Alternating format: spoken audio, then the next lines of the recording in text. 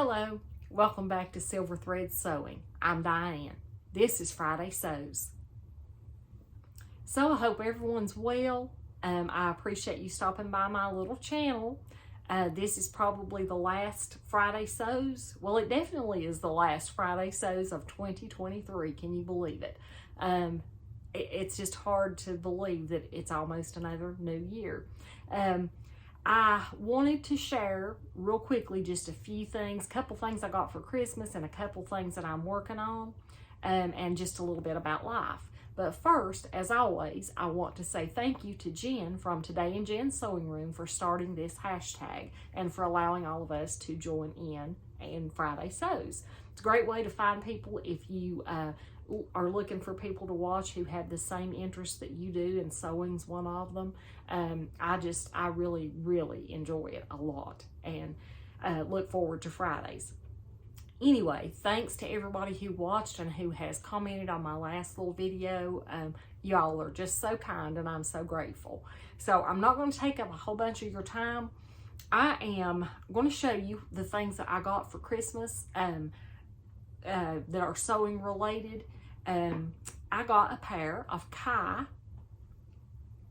scissors, and they are, I believe these are the 10-inch Kai, and Jen has a pair of Kai scissors, and I have kind of been really wanting a pair ever since I saw hers, but they work. You can hear that sound. They seem to work great, and I'm just really excited. I haven't got to try them out yet, but I'm real excited about them. And this is not really a sewing tool per se, but I got these for Christmas, and I decided to make them a sewing room tool. So I got a set. They play Dirty Santa at one of my husband's family get-togethers, and I wound up getting these makeup brushes. And they're all different sizes. These are the e.l.f. brushes. I think they're about $10, maybe a little under $10 if you get them at Walmart. But I decided to take these of all the different shapes and sizes and use them to clean all my machines, my serger and my sewing machines, because there's a lot of little places, especially in the serger, that you could really use a smaller tool. Even this little mascara wand, I think, would be handy to get in some of those little places, and my sewing machines as well. So I've decided to take these little makeup brushes and use them in my sewing room. So think outside the box, I guess. So I've not sewn anything much, and I'll tell you a little bit about life in a minute, and that'll explain why I've not really sewn very much of anything since Christmas. But I am working on Salem, our little beagle. I am making, it's so easy, it's simplicity, and the number on it is L9698. And I showed you this, I believe, last week or maybe the week before. But I'm making her this little version, and that's version B, I believe. Yes, version B.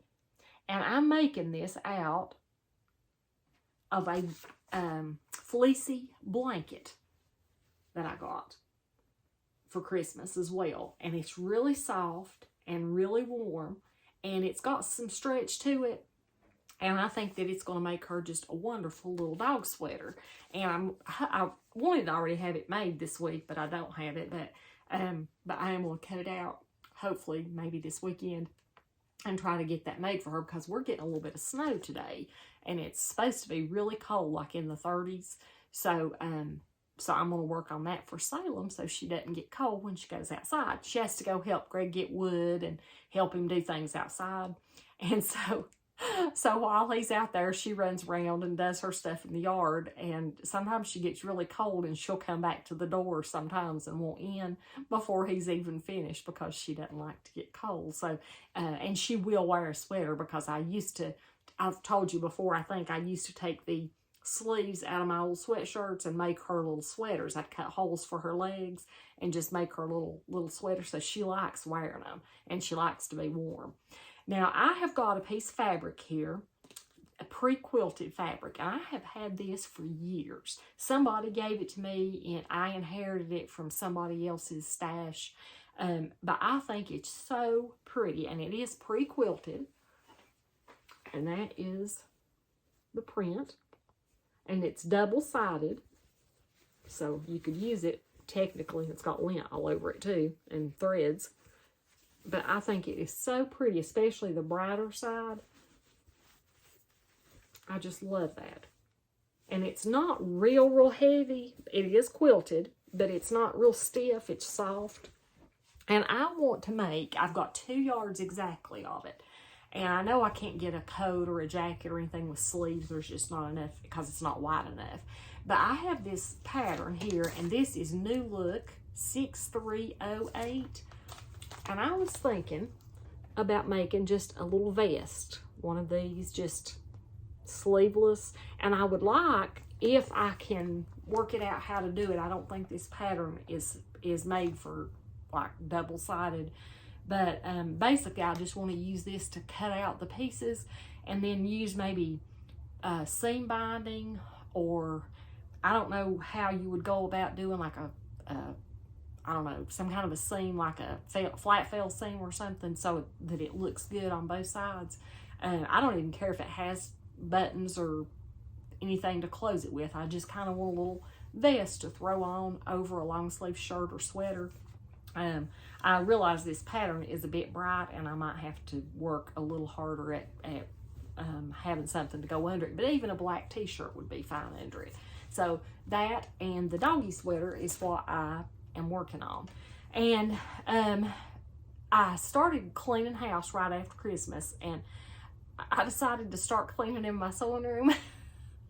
So I have sorted through all my sewing fabric and quilt scraps and all that kind of thing, because I had a lot of little bits and pieces after I had made all the tissue holders and the little zip bags and stuff for Christmas gifts.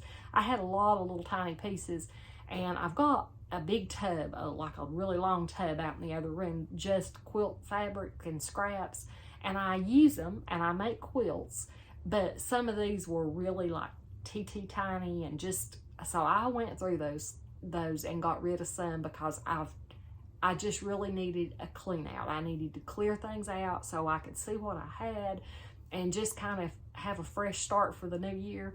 Now, I have started cleaning upstairs too, but since then, this only took me like a day, you know, but it was a hard day, and I worked hard because I wanted to get everything folded and figured out and kind of take stock of what I had and what I'd like to make. And I do want to make some quilts, but I did have a lot of little old tiny things that just really needed to be, you know, discarded. So I've done that. And the little bit about life, and the reason I hadn't really sewed anything since Christmas, I am having some additional problem in this eye. I've noticed for the last 2 weeks that my vision wasn't as clear as it had been. And I don't know, if you've been following along, you know that they had scheduled my injection out for 10 weeks this time. And that's after the 11-week hiatus that I had back when something happened with my doctor. So anyway, long story short, I noticed yesterday that things, the distorted area has always been, if you were looking at a clock, it would be down here in the peripheral about 4 o'clock. And I started noticing yesterday, I was driving, and I could tell it's kind of central. And it looks just like you're looking through clear running water, like in a stream or something. If you've ever noticed, you can see the rocks and things, but when the water's moving, it kind of distorts. That's exactly how this looks. So something's going on in that eye again, and I'm afraid it's either, you know, bled again, or maybe just swelling again. Anyway, I did call yesterday and got the answering service, and someone called me back this morning, but the retina specialist won't be back in till next week, so after the 1st. So I'll be going in about a week early, as I wasn't supposed to go into kind of toward the middle of January. So they are going to see me early, but I'm still going to have to deal with this, you know. So it is what it is, and I've just been praying that maybe, you know, it'll stabilize, and you know, it'll be what it will be. There's not a whole lot I can do about it, because you can't just go to an emergency room and say I need an injection in my eye. They don't do that. So have to wait till they can see me, but I am going to make it very clear to them that 10 weeks is just too long to wait. But anyway, I don't want to start the new year off complaining and carrying on about that. I wanted to just say I hope that everyone has a very happy and a very healthy new year. And I hope that, you know, our bobbins stay full and our thread doesn't break, and that we just are able to sew and have peace about that and enjoy the process. Whether the thing we're making turns out exactly as we hoped or not, I hope that we can all just enjoy the process and find a lot of calm and a lot of joy from what we sew. So remember, don't ever stop sewing. Keep sewing. You'll never have time or money to get into any kind of trouble as long as you sew.